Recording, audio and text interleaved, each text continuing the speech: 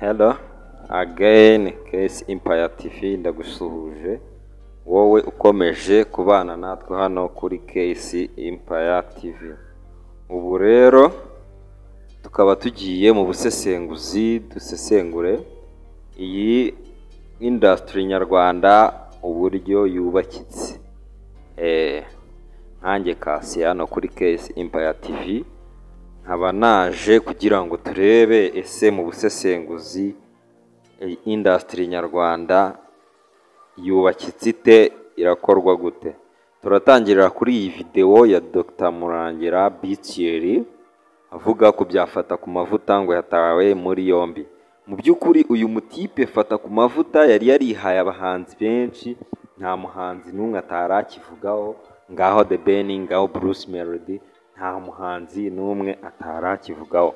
Ndagira ngo tukorane ubusesenguzi turebe ese uyu mutipe bimeze gute. Kandi ntangire nkukinira ino video wumve ukuntu bimeze. Nta muntu n'umwe wemerewe gukoresha imbuga nkoranyambaga akora ibyaha. Kangatangiza Twasenga Jean Bosco uzi kuri iryo zina ryafata ku mavuta, umuntu ukunda gukoresha imbuga nkoranyambaga yafashwe arakurikiranwaho ibyaha bitandukanye, harimo icyaha cyo kubuza amahwemo hifashishijwe imbuga nkoranyambaga, hariho icyaha cyo gukoresha imvugo ziremereye zikurura amacakubiri mu bantu, imvugo ubona zishyamiranya abantu, imvugo ubona mu by'ukuri zidakwiriye ku muntu ukoresha social media. Rero bakaba afungiye kuri sitasiyo ya Kacyiru. Dosiye ikaba igiye gukorwa ikazashyikirizwa ubushinjacyaha. Afashwe nyuma y'igihe kirekire, yari hanangirijwe, yaragiriwe inama, yarigishijwe, ariko we ahitamo kwinangira. Kigomba gukurikizwa rero nta kindi usibye amategeko kuba agomba gukurikizwa. Ikindi ngira ngo wenda dushaka twapozingira aha ngaha. Murabizi Case yigeze kuba mu minsi ishize ya Yago, ukuntu uyu mutipe fata ku mavuta ndetse nta kiriya gisenzi cy'igitinganye ngo ni jihad wasangaga birimo biramwataka cyane. Bimuvuga bino bitipe, ino industry nyarwanda iranduye, irimo umwanda. Ndagira ngo tuze dukubitaho umweyo, dukura imyanda mu nzira. Mwejo bundi ndagira ngo urebe uburyo cyifashe kigatangira kikavuga ngo Bruce Melody ngo yakubise inkoni ngo kunda ngo ya The Ben. Ndagira ngo wumve ino video nawe ushyire mu busesenguzi bwawe wumve ukuntu uno musenzi yari yarihaye abantu wa mugani igihugu kidakubita imbwa kiba kinorora imisega. Ubanzeho nawe wiyumvire ukuntu bimeze. Katwumve kano ka video. Iyo ndirimbo muri kuvuga bana ya Safi na Precize mushaka kurutisha ya Bruce Melody ndetse na Shaggy, iyo bana yakorewe mu nzu yande ya Bruce Melody. So 1:55 AM kano kanya igeze kuri level yo gukora indirimbo y'umuhanzi wabo ari wo Bruce Melody kaba hiti, bakagera kuri level yo gukora noneho gutanga service kuri industry nyarwanda muri rusange. Bavuga ko iriya ndirimbo yakozwe Element akiba muri country. Nyuma yuko Meddy bakoranye iyo ndirimbo yari yarasezeranyije Shafi, aramubwira ati Shafi, ngewe nubwo ngiye kureka izi ndirimbo nkigira muri gospel, iyi ndirimbo twakoranye izabanza isohoke ndetse n'izindi na recordinze nzaziguha kuko nta kintu nzaba nkizimaze. Shafi rero yaje gutungurwa nuko Meddy amubwira ati no, indirimbo twakoranye banza nkuremo, nazazi nakwemerera nazo nzaguha. Ati se kubera icyo? Ati ni icyaha. Ati ni icyaha. Ati ntabwo naguha ibintu by'isi kandi nanjye narabivuye. Ibyo bintu rero byababaje Shafi cyane ku buryo agahinda ke yaje kugatura i Kigali. 1:55 AM ni lebo ya Bruce Melody. N'ubundi ibyo bintu byose muri gushaka kurutisha Bruce Melody biramugarukira, birituruna byose bikagaruka mu nzu ye. The Ben ubukwe nubwo abantu bakuru, ariko nanone ikibabaje nuko ubukwe bwa The Ben buzaba kajagari, buzaba kavuyo nk'ira concert yakoreye hehe i Burundi. Kubera ko abantu bateguye ira concert itaragenze neza, ni nabo bari gutegura ubukwe bwande bwa The Ben. The Ben nabanze yishura tudeni twato na hatafite muri Kigali. Ko The Ben abantu bibagirwa ko n'umuntu wo mu Gatenga.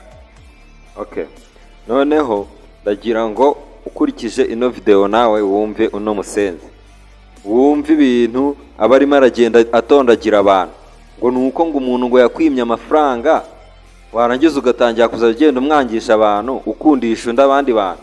Ndagira ngo wumve uburyo ki ibintu byose avuga aba afata Bruce Melody agashaka kumugereranya na The Ben, ashaka kubagonganisha, kandi mu by'ukuri ufashe nk'ino ndirimbo muri iminsi ya Bruce Melody asohoye, hanyuma ntuza na The Ben agahita asohora indirimbo. Wabonye uburyo ki ku ma platform ya The Ben yagendaga na promoting iriya ndirimbo ya ntuza ya Bruce Melody. Mu by'ukuri uno mutipe niwe ufata abatipe akabahondanyisha imitwe kandi bwite bo nta kibazo bagize gute bafitanye. Ndagira ngo wumve wenda nk'aha ngaha kugira ngo ubyumve neza ukuntu Bruce Melody yamutamitse, wumve noneho hano uburyo arimo kuvugamo The Ben wacu.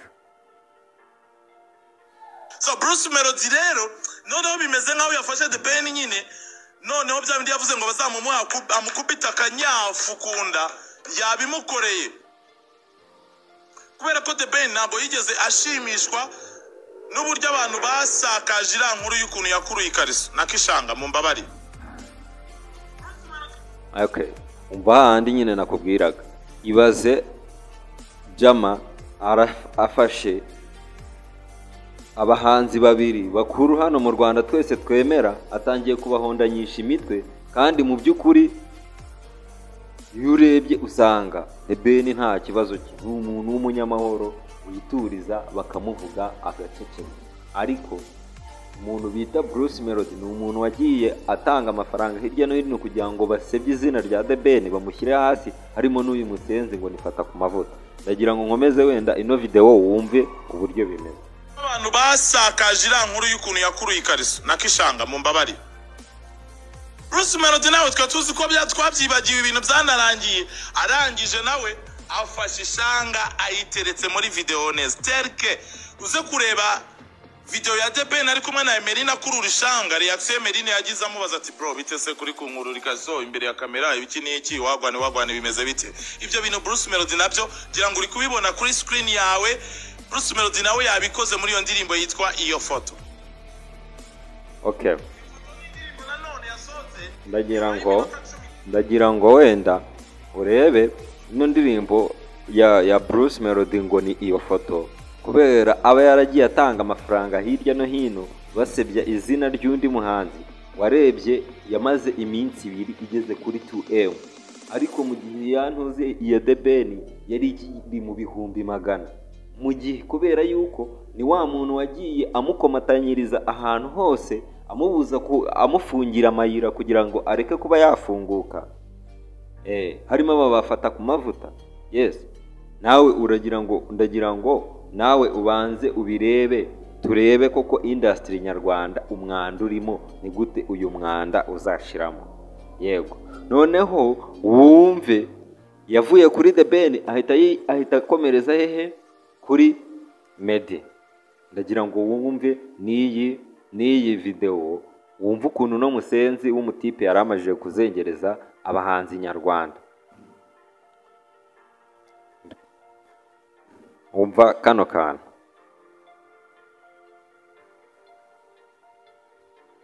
Meddy yaje kwatura ko yari umwana w'umukobwa amaturu mbere yuko babana. Abantu bari bazi ko Meddy ari umuhungu wiyubashye witonda udashobora gufata umwana w'umukobwa ngo amushuke amushyire muri ghetto ye amumara n'umwaka murya amaturu. Gusa icyo dushimira Imana nuko Ngabo Jobert Medal yabaye umugabo umwe mu byamamare byo mu Rwanda uhagaze ku maguru ye akavuga uburyo yakubitwaga n'umugore we. Urugo rwe rwari dojo, urugo rwe rwari zirara zishya, ayishura uburyo yanywaga inzoga yarangiza gusinda ndetse akazinywesha n'umugore we, ayishura uburyo umugore we atarazi Yesu Kristo, atarazi Imana, ariko nanone Meddy ntabwo yari yaduhishurira umugore w'ibyo yasengaga.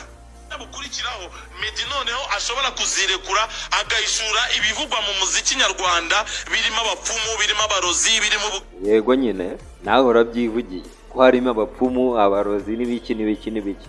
Kandi buriya ngo umurozi mubi ni umuntu, ni umurozi urogesha akanwa.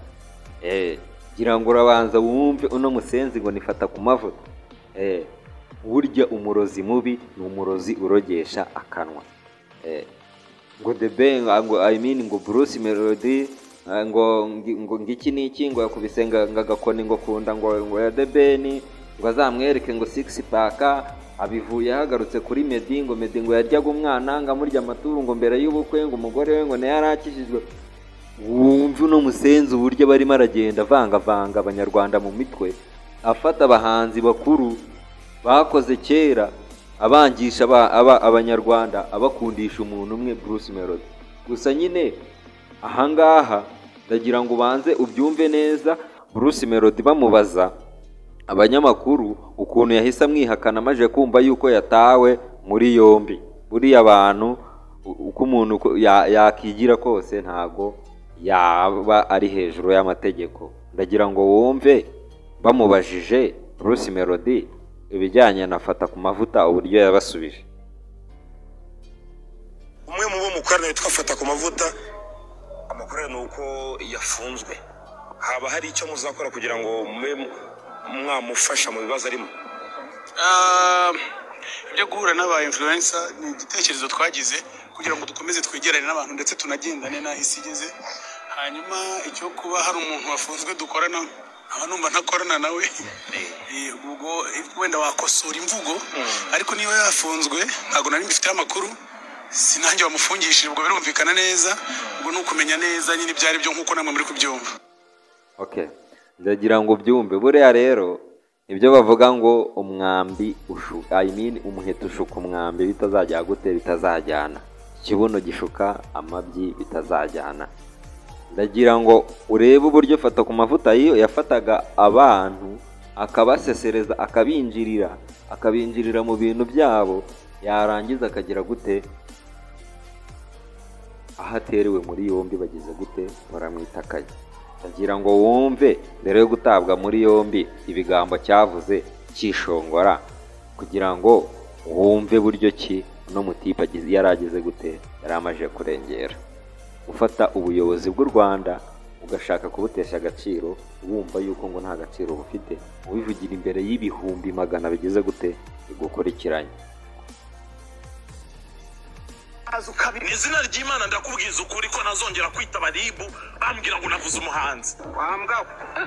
Nzajya mbireka, nzajya niryamira, bansanga iwanjye mu rugo baze banyambika amapingu mu modokari yabo, nayo nyijyemo umunyenga banjyane bankoresha ibyo bashaka.